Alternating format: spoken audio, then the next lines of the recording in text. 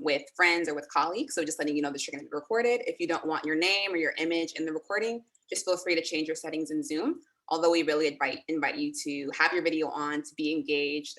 We love to see your beautiful faces. So today we are gathered for Restorative Justice, a Pathway to Equity, with our alumni, Mackee Mason. So excited to hear more about the work he's doing right now on his campus and has been a champion of for many years. And so we'll start with a little bit of context about what FUEL Ed is, and then give Mackee some time to present before we have more of a dialogue and ask some more questions about what that journey's been like, sort of having these community-focused values enacted on his campus. Another note before we move on to the first slide here, this will have an interactive piece at the end. It's an 1.5-hour session. So Central Time, 5 to 6:30. We really encourage you to stay for the duration of the time. The last part where we can actually chit chat, connect is some of the most powerful and meaningful part of the experience. So just encouraging you to plan to be here until the half hour. And also, if you have to leave early, your feedback is still really, really valuable. So just be sure to chat Grace. I think it says Grace FUEL Ed Schools. Grace will be handling technology tonight. And so just message her and request the feedback form early so you can put in any thoughts you have, any reflections or questions you might have that we can follow up with you on later. And Grace will also be monitoring the chat. So if you have questions, thoughts that are coming up, she'll be sort of taking note of them and responding to you. So that's sort of our little housekeeping before we get started tonight. All right. So to start, our mission, FUEL Ed's mission is to develop emotionally intelligent educators who create relationship-driven schools. And what that looks like in relationship to community gatherings is really creating an opportunity for like-minded individuals to really connect nationwide and to start putting those shared values into practice. So thinking about what folks who've been through our work are already doing in the classroom or in their district or at their organization, and also really encouraging folks to be inspired and start, putting their own, in small ways, putting sort of these values around relationships in practice in their schools and in their environments. Our mission, just to kind of give that a breakdown for folks who might be less familiar with us. First, we develop. So this looks like trainings around empathic communication, genuine communication, really getting those skills of relationship, listening down through training. So these look like 3-day trainings, 1-day trainings, and workshops that we give to educators and school leaders across the country. The second piece, catalyze, is one of my favorite parts. It's kind of why we're here today, is being able to activate folks who sort of share those values and who've had that sort of foundational training or exposure to activate that in their spaces and to be creative about how those, very human values can be customized for their space and for their experience. And then finally, amplify. So this looks both like spreading the word about our work and also encouraging others to have platforms like Mackee or other alumni to speak more about their experience and to really be exposed to the broader education community. So those are kind of those 3 values. And tonight we're really focusing on catalyzing. Hopefully y'all feel inspired and connected to take what you're learning and what you're discussing and experiencing here and bring it into your personal and your work environments. So just a couple things around objectives for the space. This was all in the Eventbrite event, but just to kind of run through it one more time. First, we're going to be connecting folks who have, values aligned experiences and allowing y'all to just share and connect. Second, we're going to learn more about Mackee Mason and all the great work he's been doing on his campus and thinking about restorative justice as a way to really repair ruptures that will occur in relationships on the school campus. And finally, we're going to just discuss, barriers and successes you've had prioritizing relationships in light of conflict resolution. So what's been going on in your environment, or even just ideas that have sort of sparked for you during the duration of our time together. To best engage, we really encourage you to turn on your video. Seeing your face just makes the space so much more intimate and dynamic and engaging. We also ask that you feel free to just share in the chat if you have questions or thoughts. Again, Grace will be monitoring that, and I'll be sure to kind of pause and look that way so we can have those things addressed at the appropriate time. Jot down notes. There's going to be lots of great ideas floating around in the space, so feel free to make a list of any notes that come your way. And finally, in the breakout groups at the end, again, being able to share, bring your thoughts, bring your voice, bring your whole self. That really is what makes the space function and what makes it the most meaningful and rich. And then these are a couple of values we want to just run through to kind of set the norms for how we're going to engage in the space. So the first value of our community is belonging. So the space is for you and it's by you. Really was inspired by the interest, the passion, the experience of our alumni, and with the intention of creating space for other educators folks in education to come together. So you should feel a sense of belonging. You should feel that you're amongst your peers. And even beyond that, that you're honored and respected for who you are and what you're bringing into the space, which relates to this piece of connection. We really want to have genuine interactions here. So be real, bring your true reflections, no need to perform. We want to hear, what's going on in your world and for folks to actually connect in a way that's meaningful and that's rooted in shared values. And that also relates to wholeness. Bring your whole self. We know folks have had a day, a week, a month, a year. And so it's okay if you're in your pajamas right now, zooming into this conversation. We want that realness, that fullness of who you are. It's welcome here. You should feel safe and comforted and like you're, again, in community with other people. If there's any additional things that folks really want to kind of share in the chat that are important to them about creating a safe and inclusive space, feel free to do so. We're also open to feedback on that as well. All right, it's time. I'm so excited.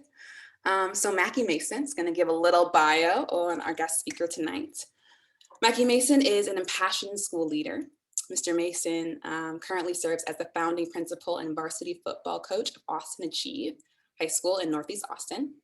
With a diverse student body, Mr. Mason works diligently to connect his scholars with rigorous academic opportunities that will prepare them for success in college and in life. A former Teach for America Corps member, Mr. Mason holds degrees from Fresno State and Columbia University. He is a proud husband and father to a cat, Zuzu, and 3 dogs, Mika, Otis, and Quarantina. You can also email or find Mr. Mason on Twitter if you want to connect and have more dialogue following this conversation. And so I'm excited to kind of pass the baton to Mackee, and then we'll have a little Q&A afterwards. All you, my friend. All right, thank you so much. And thank you all for joining us in this space. I just really think it's important that we have these conversations and push ourselves, take what we're doing in our silos and see if we can replicate that in other contexts. I think that's really important. So thank you for the intro. As she said, my name is Mackee Mason. I'm happily and humbly the founding principal here at Austin Achieve. I think it's important to know my educational background and how that plays into what I do today, right? So my parents always knew that education was a way out for us, right? Like we grew up lower middle class, but we didn't live like it. We did the best that we could with everything, and my parents made sure that education was a priority for us. You know how sometimes the older you get, I'm realizing when you tell stories, you start to add things to it to try to make it seem like how difficult it was. So this is kind of my uphill 5 miles in the snow barefoot, even though I'm from San Diego. I had a 2-hour commute every day to get to elementary school. So an hour there, hour back, outside of our neighborhood. But my parents chose to put me in a place that was better for me. And so when I decided to get into education, that just made a lot of sense to me, that all parents should be able to choose where their children go to school, just like my parents did. And so that definitely pushes me. And then once I got into education, I saw that there are a lot of schools that are doing great things, but organizational fit is important, right? And I wanted to be a part. If I'm going to do this, is what I told myself. If I want to do this, I'm going to make an impact. I'm going to be innovative. I'm going to try something different and not just replicate what I had growing up. And so that was really important. And in fact, I was at another charter school. I was a principal there. And then I actually came back into the classroom here at Austin Achieve, taught our founding class. Their names are behind me. They're with me at all times. Taught that founding class for a 1.5 years. And then we launched our high school. And so we've been doing this for 6 years. We have 2 graduating classes that are, and I'll tell you more about our kids later, that are already in college doing great things. We've got our 3rd class this year we're really excited about. So going a little more macro with our story as far as who we are as a school, Austin Achieve Public Schools. We are a tuition-free, open enrollment public charter school preparing East Austin youth to attend and excel at top universities. That is who we are. That is what we do unapologetically. I am contractually obligated to make sure that mission comes to fruition. We serve 2,200 kids. We're going to expand next year. Our wait list is through the roof. So we're going to expand. Over 90% of our scholars qualify for free and reduced lunch. and we serve primarily or mostly Latinx kids, but also some African-American kids as well. A little bit about Austin. Austin is the #1 city to live in, has been for the last 3 years. I'm not saying that bias. It's look it up. We're ranked #1 city to live in the last 3 years, and that's cool, right? And that's great. It's great for housing market, which is crazy, and different things like that. But as often happens in cities that are great places to live, is that we're only talking about a part of the city, right? And so when we're looking at some of the numbers, the west side of town for us, there's a completely different experience and a completely different school experience for kids on the west side of town versus the east side of town. So we're planted right in East Austin, in the middle of gentrification, in the middle of everything that's happening. Our kids have move to far out places to be able to be affordable, but we are still here and we're still serving our kids here. And because we're charter school, we're able to still serve them even if they move to a different city. I tell you that because it's important to understand that where our scholars are zoned to are considered not so good schools, right? I'm on Nextdoor. There's just a thing today on Nextdoor where folks are moving to our neighborhood. I'm like, where are the good schools? Like, I don't want to send my kids to the, whatever. And it's like, well, the places you're talking about have kids that have my kids in it, right? And so we're here to provide an alternative for that. And so what we know is, and I'm going to say this for any teachers, any instructional coaches, this is not a good lesson. I'm going to name that is not the best lesson, but because I've got a lot of information, but I want to make sure you get all the information and we'll have time to interact afterwards. So the problem, the most at-risk scholars are losing valuable class time and being denied access to important social, emotional, and academic reinforcements.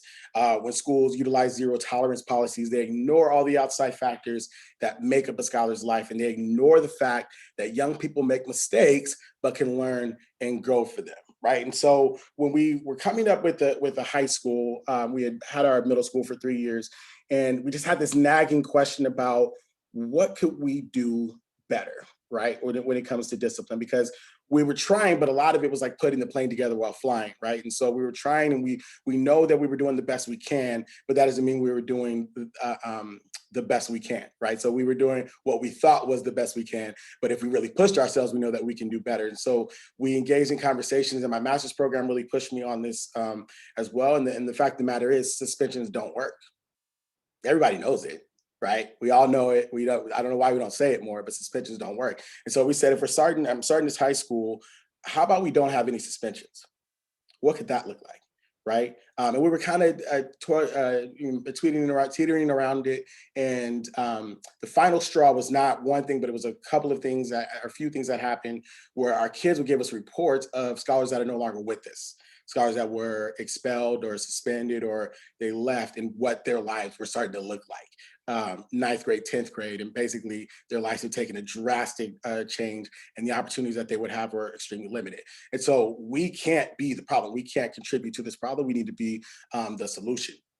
And so, I mean, look at this stat here. So according to Texas Appleseed, African-American and Latinx students comprise 61% of the student population in Texas.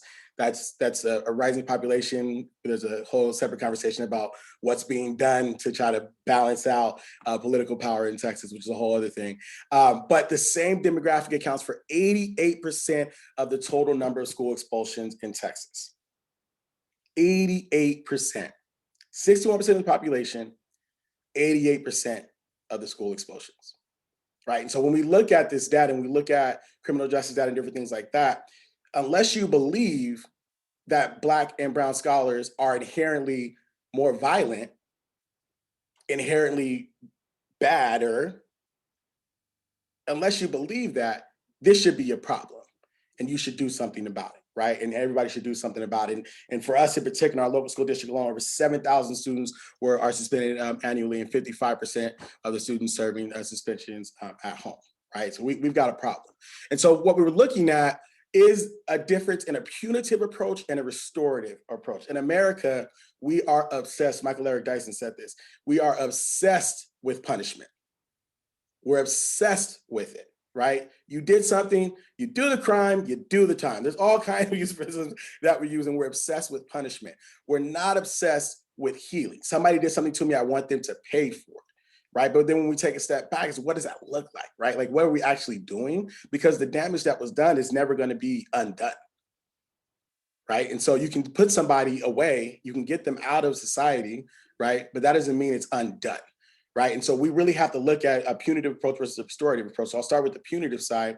It's all about inflicting, it's all about inflicting something, right? And it's intended as punishment, right? And so most of the time, individuals are shamed and guilted into action, which is not productive. So rules and intent outweigh the outcome. It's all about public shaming, and that's the idea of justice, right? And it's focused on establishing guilt, right? My question is, then what? Right? So I force you to feel bad. Now what? Right? And then what do we see with suspensions, right? A lot of kids who get suspended again, right? And then we know that that first suspension increases the chances of you dropping out, I think, by like 4 or 5-fold, right? And so we know. So what are we actually doing here to solve? So what we're saying is we're actually going to go with this restorative approach, where we're emphasizing repairing the situation. We're getting all the people involved that were damaged. We're working towards a solution to repair the damage together, right? So accountability is we're changing what accountability is, right? And we're understanding that accountability is defined as understanding the effects of the offense and repairing any harm, right? And then that brings in the offender, the victim, and the school all have direct roles in this restorative process, right? And we went all in. We didn't teeter with it. We went all in. We're not going to suspend from the jump. I hired somebody right away. This is what we're going to do. So this is our solution. So for us, for school, I can't do much about how we approach criminal justice as a country, but what I can control is how we approach it as a school. So with our restorative practices, it's an alternative disciplinary approach meant to repair damage done to the community while holding the scholar accountable through minimal punitive actions. Restorative practices are focused on building relationships, maintaining community, and repairing the harm, right? And that's where the connection with Fuel Ed comes in, where we're talking about a social, emotional, or emotionally intelligent educators. We want emotionally intelligent scholars as well, and building community and how important community is in everything, and bringing that back to the forefront. And what that means is that we can't treat our kids like untamed animals that need to be controlled, right? We treat them like humans, right, who are capable of both error and success. So things like suspensions, metal detectors, those types of things, that tells the kids you are to be controlled. You are an animal that needs to be controlled. And that's not the approach that we want. This picture here isn't really relative other than like the community, but it's my advisory. We have advisory every year.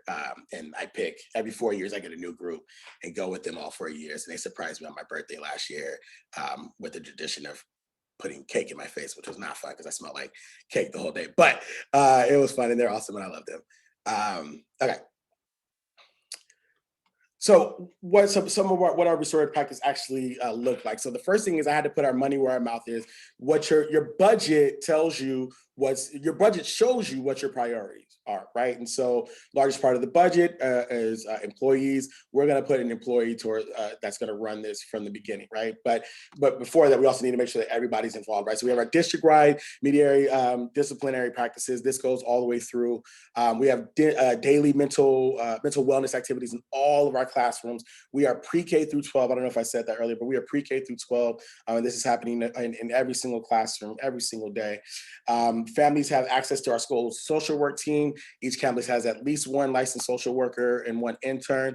And we're working really hard to keep that ratio low because we know that's, shout out to all the social workers who have, just huge caseloads, especially in this last year, right? So we try to keep that ratio as low as possible. We also have a team of student mentors known as the ambassadors.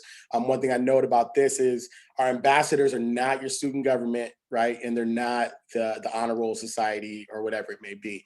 These are groups that are essentially senators, if you will, for each of the different sects on campus. So then what ends up happening is when you pull in all the different groups or a member of each group, you're establishing that larger community by identifying that there are smaller communities within the communities, right? And so everybody that went to high school knows that you had the jocks over here, you had this over there. We have folks representing each people in there because they're all part of that community and they're responsible for making sure that if there's damage done to the community, that we're doing something to repair it. We have a restorative Justice Coordinator, like I said, and we have Restorative Justice Centers that are on-site blended learning classroom where scholars are given time to reflect and repair the harm done while remaining in class and in school, which is really, really important for us as well.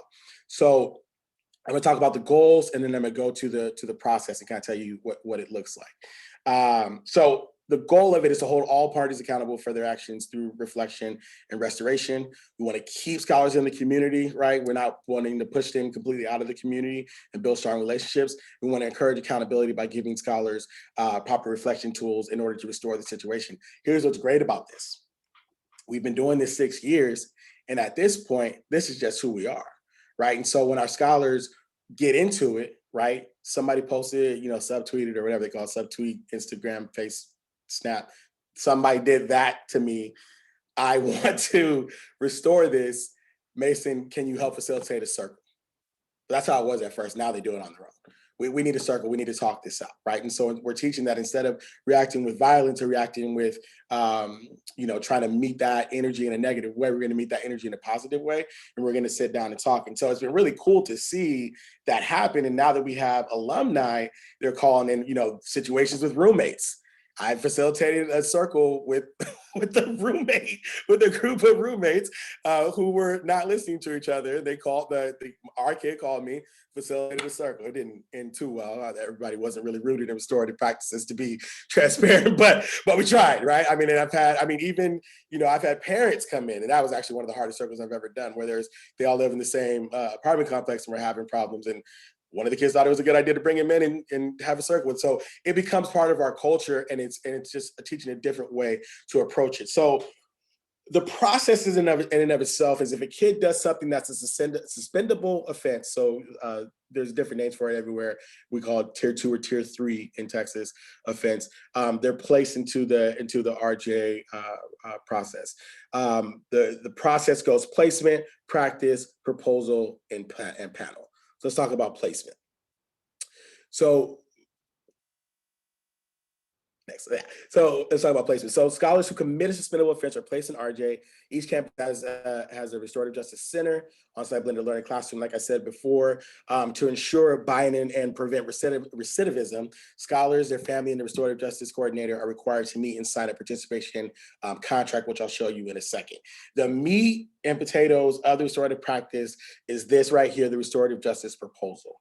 And so if you look at it, it has what, who, why, and how.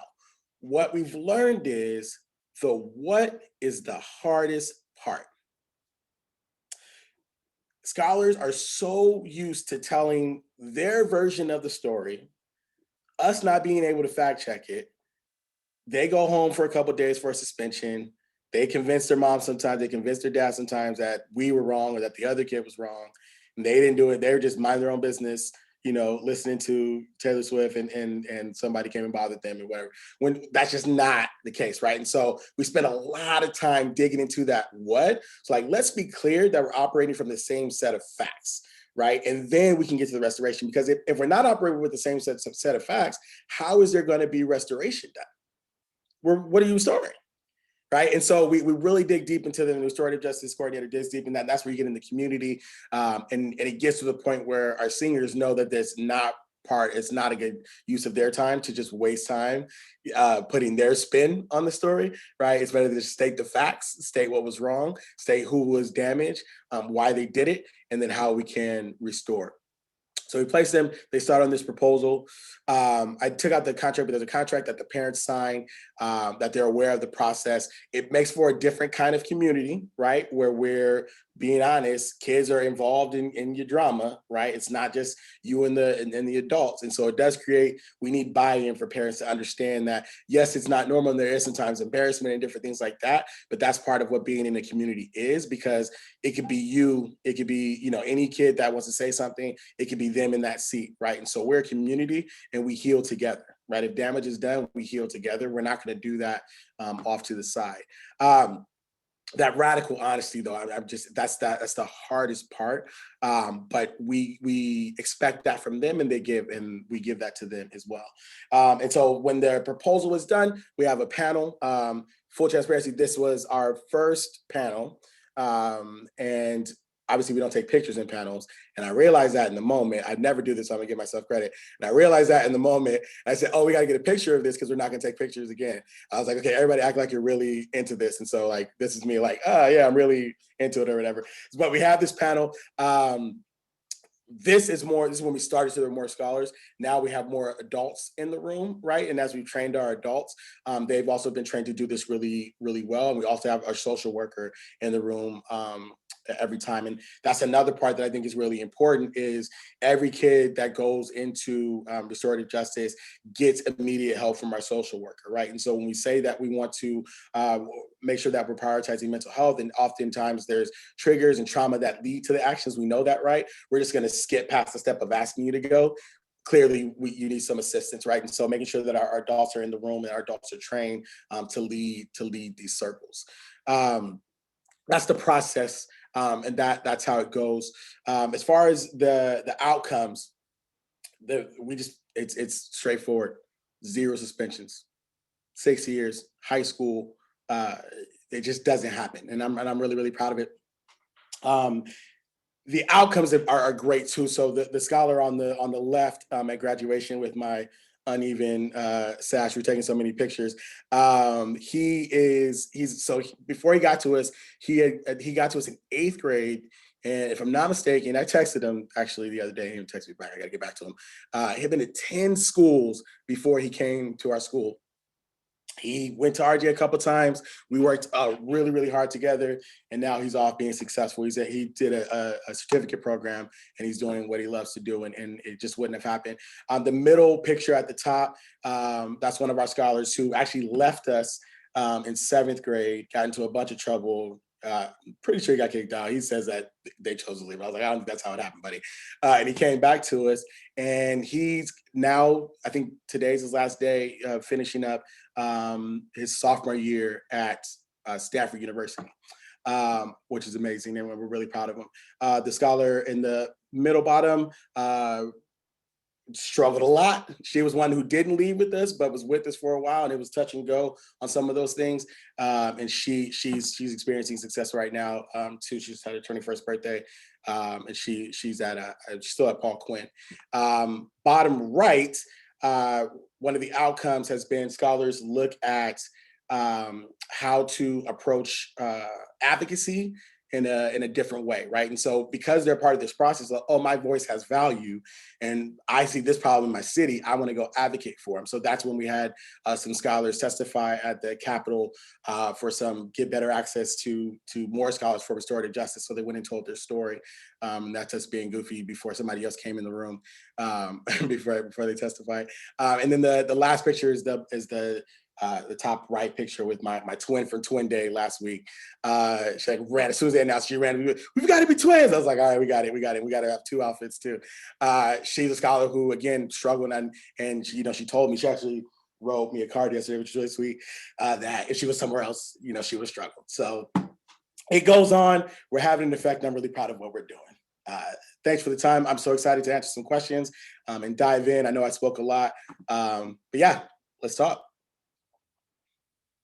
Awesome. Thank you so much. I'm just like smiling pin to pin, like ear to ear, because of how exciting it is to see the faces of kids, like staying in community, healing, that the restorative process is just so special. And I have 1,000 questions. We're not going to get to all of them, but I'll ask a few. I know there's one logistical, so we'll just ask that. Someone in the chat was just asking, I think it was Chris, are the ambassadors just the older students, or who qualifies as an ambassador? So we've gone back and forth on this. The pandemic forced us to change a little bit, and it's mostly freshmen this year, which is the different thing that we're trying, just to get the younger generation. We had kind of some who had been in for a while that kind of changed, but we try to have a mix. This year, for whatever reason, it's a lot of freshmen, which has created kind of an interesting dynamic, because they're setting what they want the community to be for them for the next 4 years. And so it's an interesting approach. It's ever evolving. So cool. That's awesome. So the first thing that came to my mind, especially in that the outcome slide, right? What we see are happy, healthy, thriving young people, right? Who are in the world when they might have been rejected, put in suspension outside of the classroom. I'm curious for you as a principal, how has it been knowing that you can hold students accountable without having to kind of be the punitive, like, and now you're going away? Like, what's it been like to have a different way of holding, you know, your students accountable, but being able to keep that relationship central? You know, because it's so ingrained in our culture, this punitive approach, I think of two things. I think one, it's really pushed me on how I approach, just like how I view things that happen in life, right? Where if, you know, somebody does something to my house, right? Or we had somebody sleep, decided that they wanted to camp on our house, on our front lawn. And I think before I would approach it just very like, look at this damage that was done to me. How dare you lock this person up or whatever? Maybe not lock up, but I feel some type of way about it. But my first thought was this person needs help. Mm, Right. And I know if I'm having that, I know that our kids are having those thoughts. I know that our staff are having those thoughts as well. It just really fundamentally changes the way you look at it. I think on a professional level, so as a principal, you know, things that used to really get me so like, how dare you hmm do this, do this school that we work so hard for? It's turned the temperature down so much, and I'm much more effective, surprisingly. Right. So I'm much more effective as far as like we can actually, instead of me making, because I what happens is I'm personally hurt, Yeah. right? That's going to go away. I'm personally hurt because I care a lot about this school. You did something to damage this community. I'm personally hurt. The it's too far to say, oh, I'm just going to act like I'm not hurt. Yep. So we can just move past this. That's not restorative. I think Yep. that's an idealistic approach, and that, frankly, I think you're lying to yourself. What we're doing, and it's the other side where it's like, you hurt me, so I'm going to make you feel the same pain, Yeah. right? Where we want to be is, you hurt me, you hurt us. I'm telling you that you hurt us, hmm and then what are you going to do about it, right? hmm First, you have to acknowledge it. Then you have to tell me why you did it, hmm right? And then you have to say how you're gonna fix it, Yeah. right? And so it's just really changed the approach, and it happens every day on a micro level. hmm Every day on a micro level. Kid didn't want to come in today because we have a state testing today, and he kind of snapped at me. He thought I didn't hear him, and you know, before it's very quick. I don't know Yep. who you think you're talking to, but let's be very clear that I'm hmm not the one to hmm hear it. I walked up and I said, but I had a little walk to get to him. Again, he thought he was slick, so I had a walk to get to him. So as I walked over, I was like, let me make sure that I'm approaching this in a restorative way. And I'm not perfect. I'm not Yeah. saying I'm perfect, but in this case, I walked up and I said, "Are you nervous about this test?" hmm And that's exactly what it was, right? mm And so instead of flipping, and I still made very clear, just because you're nervous doesn't mean you Don't need to snap speak at that me. way. Exactly. You still don't like it's still, I'm not the one, right? but also like, let's actually look at why you're doing this. And that's so much more. If I would have just snapped, sure, it probably would have got the message across, right? Yeah. Principal telling you don't talk to me that way, that would have got the message across. Yeah. But I guarantee you the next time he's upset about something else, it's like, we had this conversation, right? And that's how you actually solve the problem, which again is the goal, right? To get them Yeah. to not continue the behavior. And we've had, and the part that I left out, we've only had 2 kids in 6 years go back to RJ for the same thing, hmm and for the same thing. And I would say probably about 5 or 6 that have done it twice and never in the same year. Yeah. When you compare that to suspensions, Yep. right? Like how many kids get multiple suspensions, right? And Yeah. so it's just, we just know that it's effective. Yeah. I love that story about the student and, you know, being able to kind of have that real time dialogue with yourself. Like, okay, we're going to take a moment. We're not going to do this again, but also like to lean into the relationship, to choose to step forward and say, hey, are you nervous? You know, like, are you stressed right now? Knowing that the behavior is coming from somewhere, you know, and that it's coming from a place that can be acknowledged and held in community. I think there's something so powerful about continuing to sow those seeds. And that's part of, you know, even the photos, right? Why those kids, they want to be taking pictures with you and come back to see you and like be reconnected, is because they know that's where your heart is. It's in that space of wanting to connect, wanting to support, wanting to keep folks in community instead of wanting to punish, right? Wanting that punitive left to right, wrong, good, bad, like that dichotomy. So I love hearing those stories. I'm curious too, you know, with your team, with your staff. So I know we talked about this earlier, but that you recruit, the folks you bring in, they know, you know, what your school stands for, the culture that they're coming into. But maybe like, what have been some of the challenges with getting your staff, getting your team to kind of engage in this process? Because again, like a teacher, for example, could be a part of will be a part of a restorative justice circle. what have been some of the challenges maybe that you've seen in terms of, helping educators, teachers become equipped to move, kind of like you mentioned that in that example, to not go straight into the place of like, whoa, like you just disrespected me, but to really kind of practice the philosophy, to put it into the word. Yeah. So in interviews, I do a lot of interviews as a principal, and we give feedback at the beginning, and afterward, we say, "How did that go?" Afterwards, Mm, and everybody says, "I'm building this something. Follow me on this journey. This is how I talk sometimes." Everybody says, "Oh, I love feedback. I thank you so much. I love feedback." And mhm. then I immediately say, "That's not good. Nobody likes feedback." And so let's really get real. And so we attract a lot of folks because it's this is very clear about who we are unapologetically. I'm not taking any feedback on like, thank you very much. I'm not taking any feedback on whether we should suspend kids. Mhm. Um, so we attract a lot of folks who say that they are about it, say that they like it, and it's all good until the kid cheats on your assignment. Yep. It's all good until the kid calls you out of your name Yep. or says that one thing that That really, button. like, you already feel some type of way about your hair, and they Mhm. say something about your hair.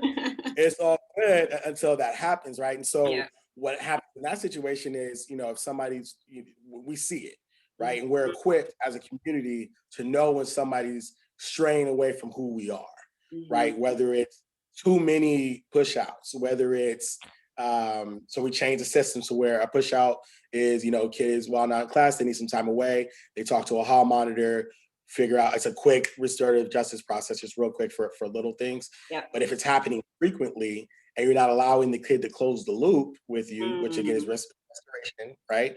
Then clearly there's a gap in your understanding of what restorative practices mean. I think the second part is, a lot of folks have trauma that they haven't dealt with. I'll just name it. Totally. And they think and they say to themselves, well, this is how it was for me, and I turned out okay. Yep. And like, are you though? Because It's a good question. It's a like, good question. like, are Mhm. you though? Because Yeah. why do you feel like you need to snap? Like, how is this Yeah. productive? Right. And I'm also a football coach, mind you, as well, in Mhm. Texas. Mhm. And bringing restorative practice to the field when that was probably actually, if I'm being honest, the hardest Very and continues countercultural. to Very the countercultural. hardest part for me to do it, Yeah. be restorative field as well. And that's where I'm like, my coaches did this to me this way, and I turned out okay.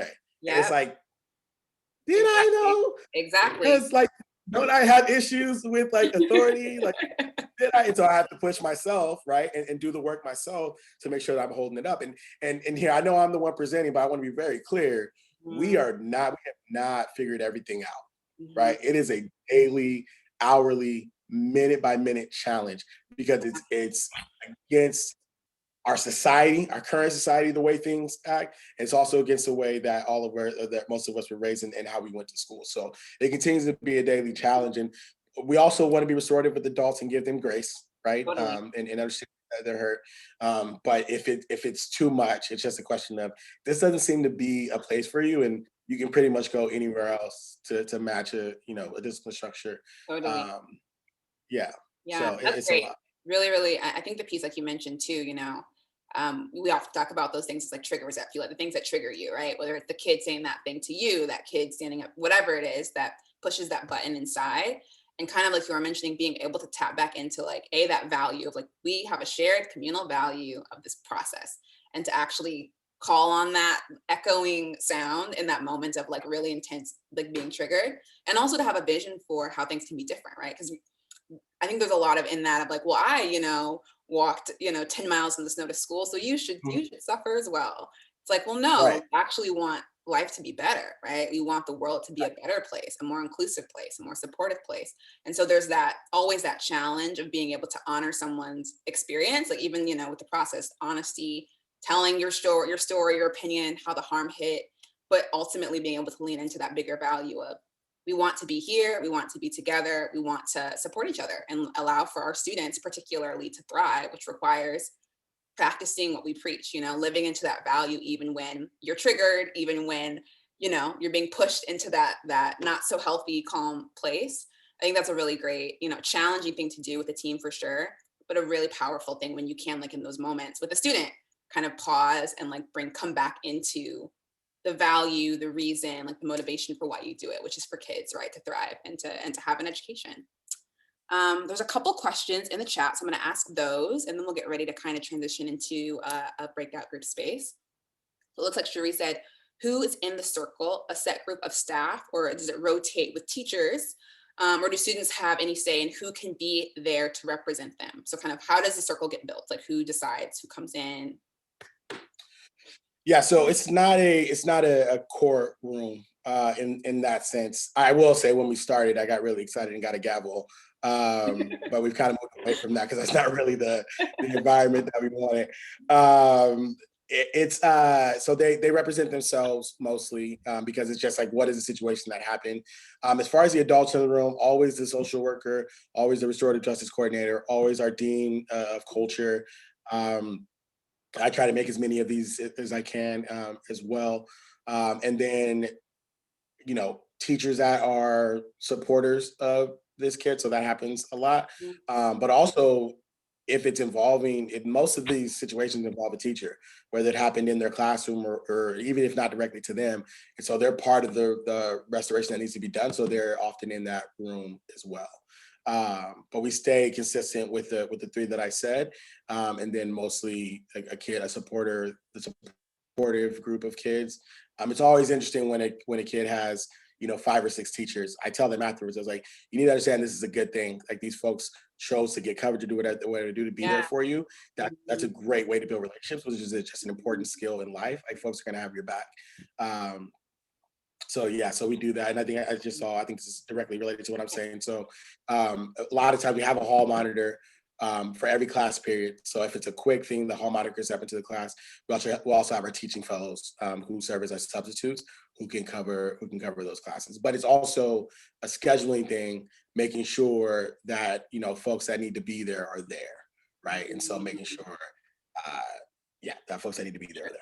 Yeah, and I'll bring in a couple other. I just like love that. I love the fact that the structure is built to have all hands on deck. So it's kind of like harm is going to happen every day. Like there's probably at least one person who's in a circle every day because people are people and we're in relationship and the world is complicated.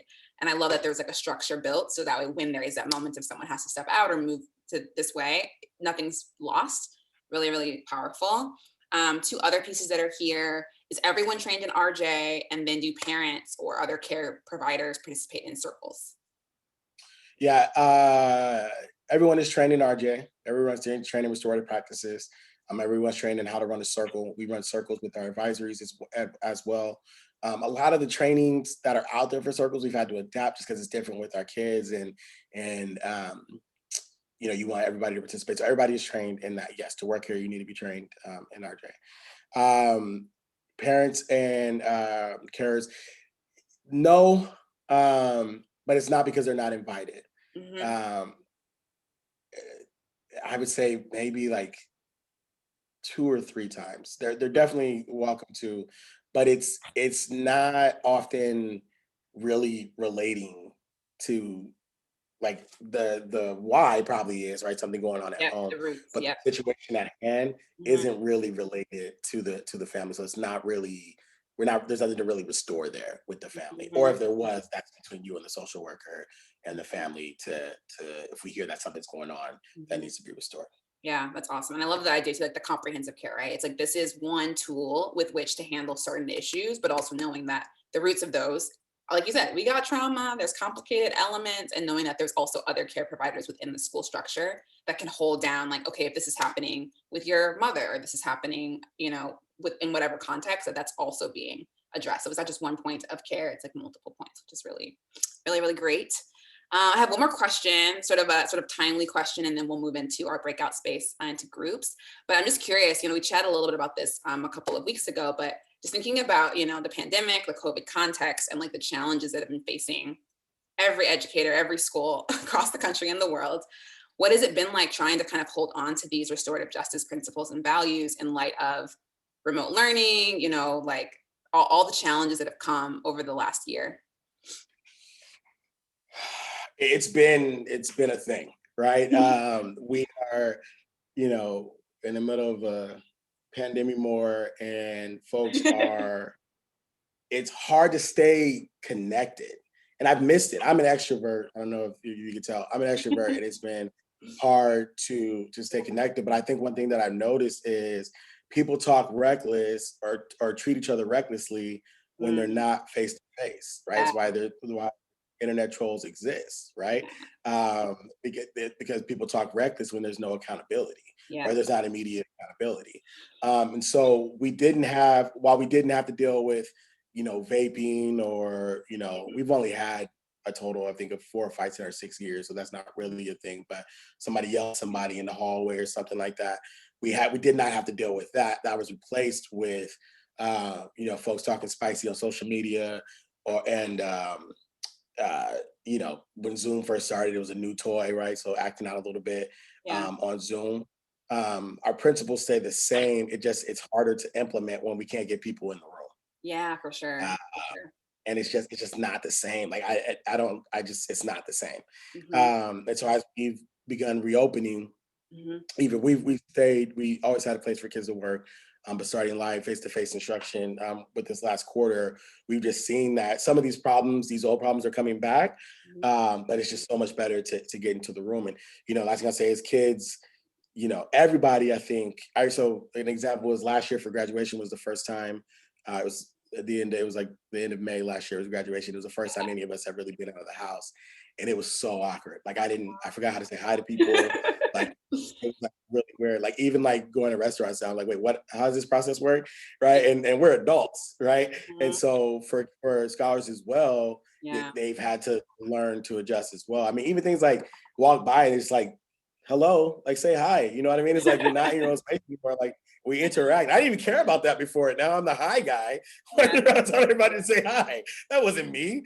But yeah, so it's been tough, but the pandemic highlighted what you do really well, Yeah. but it also highlighted what you don't do really well, right? It Mhm. exacerbates what you don't do really well. Yeah. And so our community was able to get through it and make adjustments quickly Yeah. because that community was set. And so I'm very grateful that we had that foundation going into that, right? Because we were able to build on that and get Totally. through it together. And we did really Yeah. well. Having those shared values, and again, like you said, it's so different. It's not the same. And being back, it's almost like getting to heal some of like what happened in that space of not getting to be together. But I love that piece Right. around, when you have those shared values, those shared priorities, it allows you to sustain. It's not the best, but you can sustain until right this season where we can start to come together again and have sort of a different dynamic as possible. So this was so wonderful. Thank you so much for sharing, for what you're doing on your campus. It's just amazing, and just for answering all my many questions. I'm going to stop our Yeah. recording, and then I will just screen share and give us some instructions before we go into our breakout.